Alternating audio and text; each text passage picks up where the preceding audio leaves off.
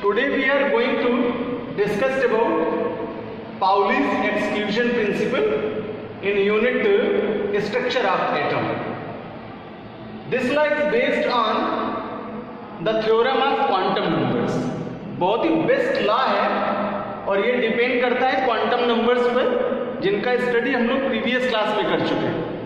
Because 4 types के quantum numbers हैं, जिन्हें principal quantum number, azimuthal quantum number और angular, magnetic quantum number and spin quantum numbers के नाम से जानते हैं. और उनका वैल्यूएशन, उनसे रिलेटेड कंडीशंस हम लोग सीख चुके हैं. यानी वैल्यू कैसे फाइंड आउट करते हैं L, N, L, M S की, ये प्रीवियस क्लास में डिस्कशन हुआ था. तो ये लॉ क्या प्रूव करता है, किस तरह से ये बेस्ड है क्वांटम नंबर्स पर, आइए जानते हैं. इसके सबसे पहले मेन पॉइंट्स का डिस्कशन कर लें एज ए लॉ, और फिर एग्जांपल्स क्वेश्चन के माध्यम से इस लॉ को प्रूव करते हैं कि ये कैसे बेस्ड है क्वांटम नंबर्स की valuation. This law state that, इस नियम के अनुसार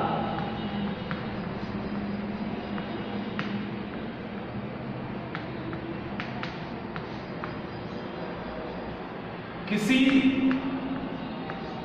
एक एटम के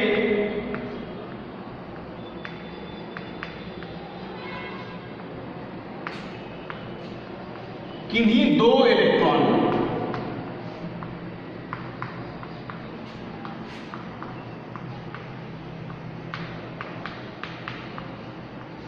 की चारों क्वांटम संख्याओं के मान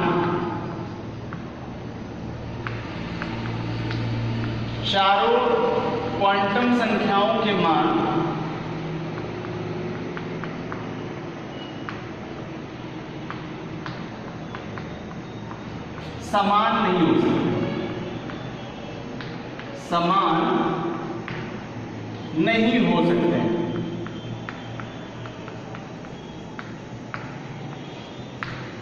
यदि एन, एल व एम के मान समान हैं तो S का मान अवश्य भिन्न होगा.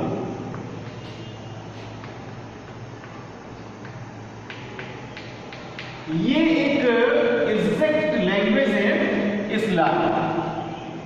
और फोकस करें इनके मेन पॉइंट्स का तो कंफर्म होगा कि इस लॉ में क्या प्रूव करना है. सबसे पहले तो एक सिंगल एटम का एग्जांपल लेना है और उसमें से कोई भी 2 इलेक्ट्रॉन्स, सपोज दैट अगर हम सोडियम कहें तो सोडियम एटम के लिए Z वैल्यू 11 होगी, Z equals to P equals to E, then number of electron is also 11 in sodium atom. तो उनमें से 11 इलेक्ट्रॉन्स में से कोई भी 2 इलेक्ट्रॉन्स ले लें और उनके लिए जब क्वांटम नंबर्स फाइंड आउट करेंगे तो रूल कहता है कि ये क्वांटम नंबर्स के वैल्यूज कभी भी सिमिलर नहीं होंगे अगर n means principal quantum number, l azimuthal quantum number और m मैग्नेटिक क्वांटम नंबर के वैल्यू सेम हो भी जाएं तो स्पिन क्वांटम नंबर का वैल्यू निश्चित तौर पर डिफरेंट होगा, इनमें से तीनों में से भिन्न होगा. तो इसको सबसे पहले पाउली साइंटिस्ट ने डिस्कवर किया और उनके नाम से इस लॉ को पाउलीज एक्सक्लूजन लॉ या पाउली का अपवर्जन नियम कहते हैं. तो सबसे पहले किसी एटम के लिए इलेक्ट्रॉन्स का कैलकुलेशन या काउंटिंग समझ लेते हैं और फिर इसको प्रूव करते हैं. जैसे मैंने सोडियम के लिए कहा कि सोडियम 11 होगा और जब हम इसका कॉन्फ़िगरेशन करते हैं then 1s2, 2s2, 2p6 and 3s1, ये कॉन्फ़िगरेशन सोडियम एटम के लिए प्राप्त है. या KLMN में कॉन्फ़िगर करें देन K में 2 इलेक्ट्रॉन, L में 8 और M में 1 इलेक्ट्रॉन होता है। अब यहां मैंने कहा कि अगर हम रिलेशन इसका चेक करें इलेक्ट्रॉन्स का, because Z equals to 11 then P equals to also 11 because Z equals to P और इलेक्ट्रॉन्स इक्वल्स टू P पर बेस्ड है, इसलिए इलेक्ट्रॉन्स का वैल्यू भी 11 होगा। अब ये 11 इलेक्ट्रॉन्स है बच्चों यहाँ, तो 11 इलेक्ट्रॉन्स में अगर हम यहाँ इनकी लाइनिंग करें सो 1 2 3 4 5 6 7 8 9 10 एंड 11। सपोज दैट ये 11 इलेक्ट्रॉन्स हैं और इनका नंबर्स भी अलॉट कर दें हम 1 2 3 4 5 6 7 8 9 10 11। तो according to this law compare करें 4th इलेक्ट्रॉन और 8th इलेक्ट्रॉन का, तो ये 2 इलेक्ट्रॉन हुए लेकिन एटम चेंज नहीं कर रहे, किसी एक एटम के किन्हीं 2 इलेक्ट्रॉनों के लिए। तो हम लास्ट इलेक्ट्रॉन का और उससे प्रीवियस इलेक्ट्रॉन का ले सकते हैं, मींस 10th और 11th का, या सेकंड इलेक्ट्रॉन का और 5th इलेक्ट्रॉन का, या 6th इलेक्ट्रॉन और 9th इलेक्ट्रॉन का। ऐसे किसी एटम में जितने इलेक्ट्रॉन्स हैं उनमें से किन्हीं भी 2 इलेक्ट्रॉन्स को एज ए कंपैरेटिव बेस पर हम यहाँ एग्जांपल में डिनोट कर सकते हैं। तो अब ये लॉ स्टेट करता है, this law state that no 2 electron in the same atom can have identical values for all 4 quantum numbers if n, l, m are same then s value is always different। अगर n, l और m के मान समान हो भी जाएं तो s का वैल्यू जरूर भिन्न होगा, मींस स्पिन क्वांटम नंबर या चक्रण क्वांटम संख्या का मान अवश्य भिन्न होगा। तो अब आइए चलते हैं इसी एग्जांपल से क्वेश्चन लेते हैं और क्वेश्चन से प्रूफ करते हैं Pauli's exclusion law. If atom is sodium 11 के 8 मीन्स 8वें तथा 11वें इलेक्ट्रॉन के लिए चारों क्वांटम संख्या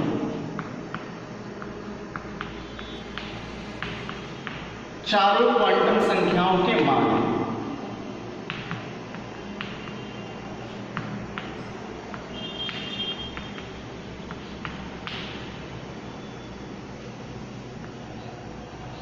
values of all 4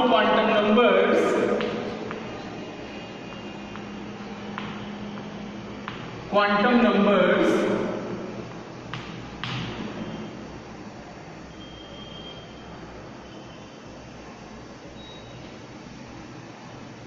of 8th and 11th electron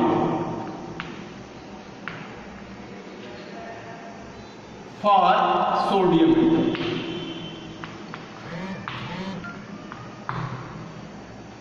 तो अब 2 इलेक्ट्रॉन यहां हाईलाइट है, 8th और 11th। सबसे पहले हम इस सोडियम एटम को कॉन्फ़िगर कर लें ताकि ये पहचान सकें कि किस ऑर्बिटल में 8th और 11th इलेक्ट्रॉन प्रेजेंस रखता है। सो 1s2 2s2 2p6 and 3s1। ध्यान दीजिएगा यहाँ क्वेश्चन में 8th और 11th 2 इलेक्ट्रॉन्स हैं जिनके लिए क्वांटम वैल्यूज फाइंड आउट करने। तो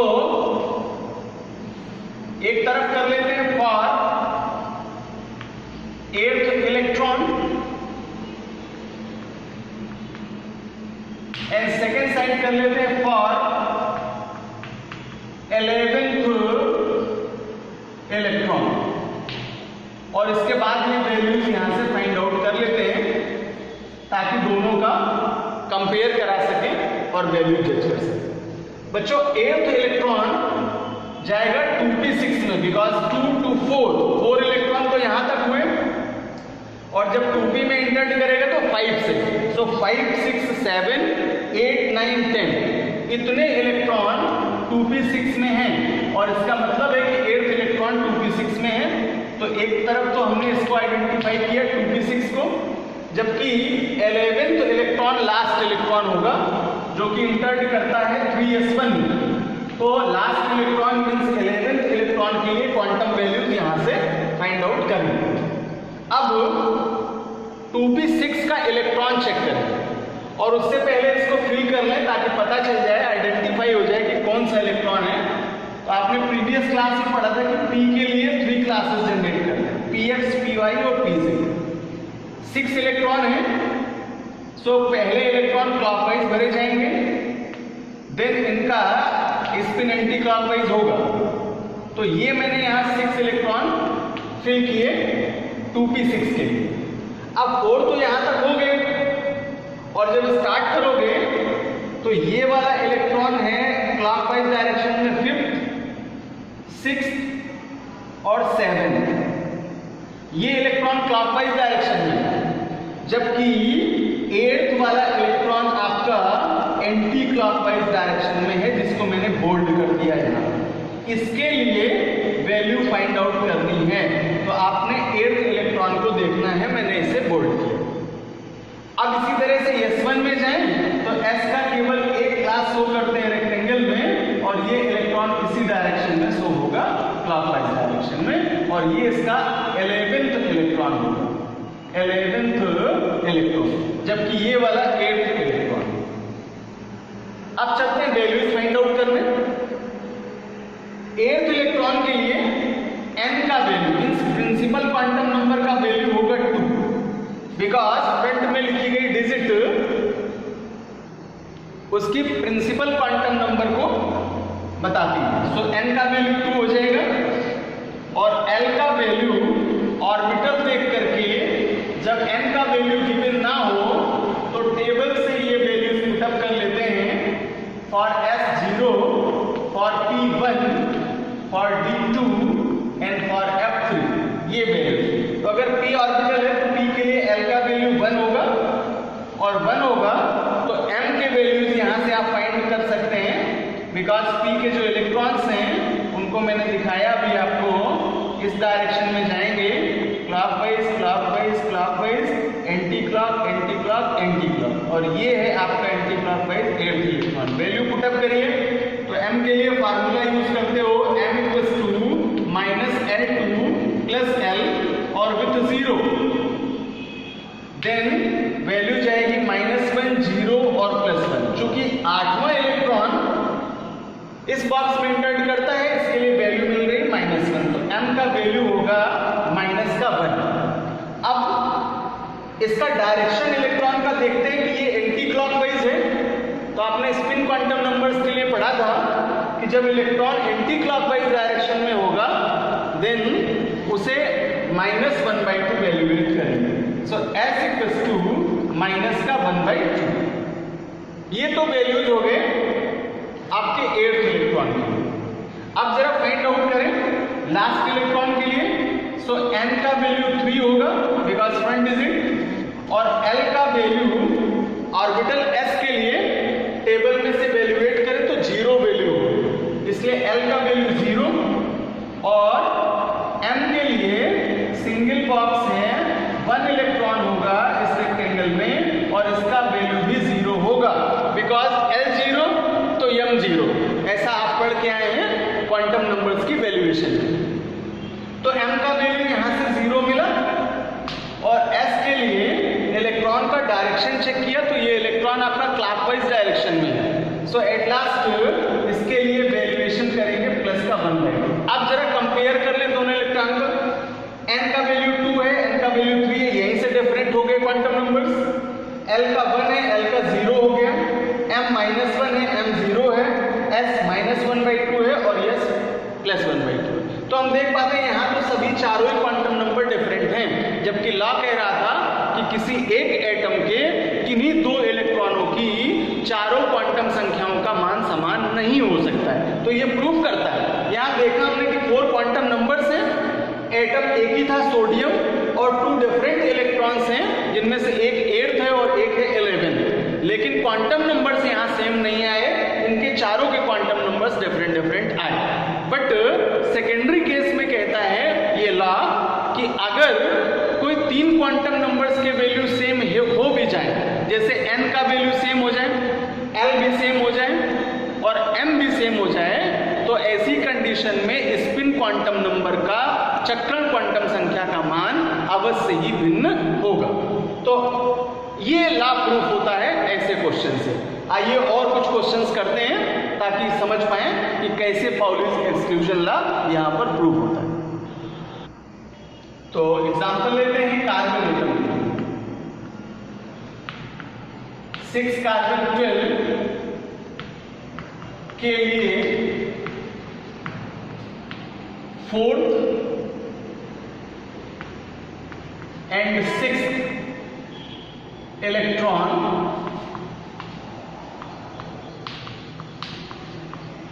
की चारों क्वांटम संख्या।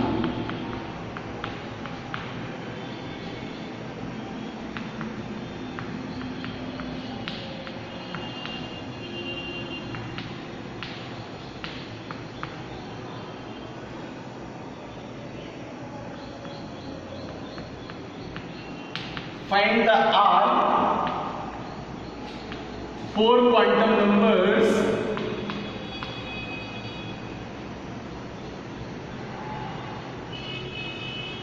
of 4th and 6th electron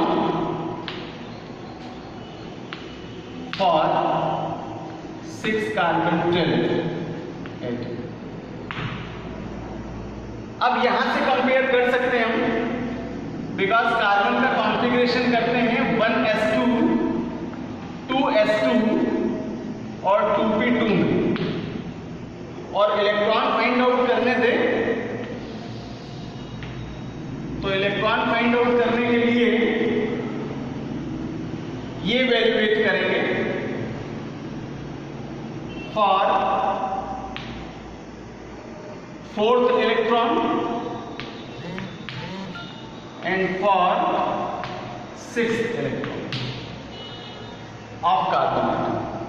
बच्चों 4th इलेक्ट्रॉन हमें चेक करें तो मिलेगा 2s2 में, यानी आइडेंटिफाई हुआ इसके लिए 2s2, और 6th इलेक्ट्रॉन इंटर करता है 2p2 में, बिकॉज 1 2 3 4 5 6, तो 4 इलेक्ट्रॉन 2s2 में और 6th इलेक्ट्रॉन 2p6 में।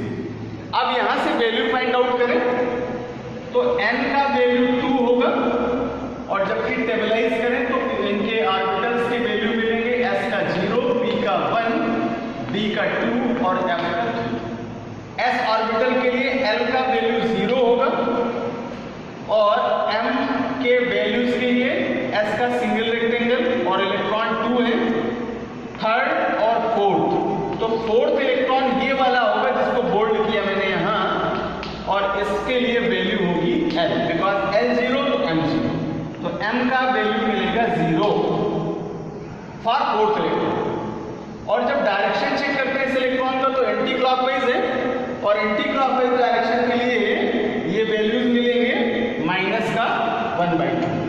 अब इधर आ जाए तो n का वैल्यू 2 है और l का वैल्यू p ऑर्बिटल के लिए टेबल से 1 मिलेगा, जबकि m के लिए p के रेक्टेंगल्स 3 ड्रॉ करेंगे, और इलेक्ट्रॉन्स यहाँ केवल 2 हैं जिनका डायरेक्शन क्लॉकवाइज और क्लॉकवाइज ही होगा, और 6th इलेक्ट्रॉन आपका ये लास्ट इलेक्ट्रॉन होगा जिसको बोल्ड किया। वैल्यू पुटअप करें तो फार्मूला है -L2 + L विद 0, और ये वैल्यू है m के लिए, m = तो अगर L 1 है तो ये -1, ये 0 और ये +1। तो अभी हम इलेक्ट्रॉन लास्ट इलेक्ट्रॉन इंटर करता है यहाँ, इसलिए m का वैल्यू 0 होगा, और s = इवेल्युएट करें इसकी पोजीशन की तो हम देख पाते हैं क्लॉकवाइज डायरेक्शन में, इसलिए ये वैल्यू आ जाएगी प्लस की 1/2। तो इस तरह से ये कंपेयर कर सकते हैं। जब कंपेयर करते हैं तो n और यहाँ भी 2 है, तो ये दोनों तो सेम हो रहे हैं। L का वैल्यू 0 है, L का 1 है, ये डिफरेंट हो गए। M का वैल्यू यहाँ भी 0 है, यहाँ भी 0 है, सेम हुआ। लेकिन S का वैल्यू यहाँ माइनस का 1/2 और यहाँ प्लस का 1/2। फिर से पाउलीज एक्सक्लूजन लॉ को ये एग्जांपल प्रूव करता है कि किसी एक एटम के किन्हीं 2 डिफरेंट इलेक्ट्रॉन्स के लिए चारों क्वांटम संख्याओं के वैल्यू समान नहीं हो सकते हैं। अगर कोई 2, अगर कोई 1, अगर कोई 3 क्वांटम संख्याओं के मान समान हो भी चाहें तो चौथी क्वांटम नंबर अवश्य भिन्न होगी। चेक कर लेते हैं इसको क्लोरीन एटम के लिए। For chlorine, for chlorine atom,